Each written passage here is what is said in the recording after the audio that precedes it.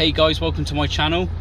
So in this video, if you're having trouble with your parking sensors in your Saab 9.3, definitely check this setting out, because I just recently bought my Saab and in the description it said the reverse sensors were not working. It was the only fault on the car. So I started looking into possibly taking the sensors out of the bumper, maybe replacing them.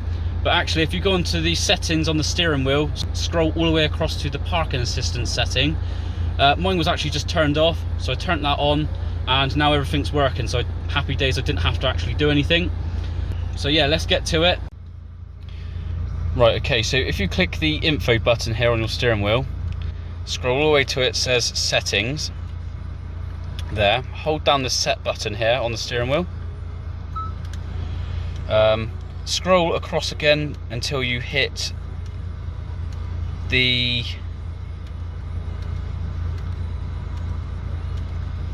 park assistance,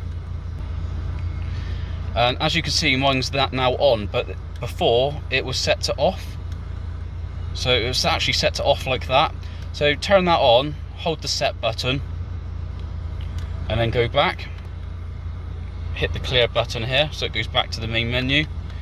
Have that set to however you had it. I have mine just showing the temperature.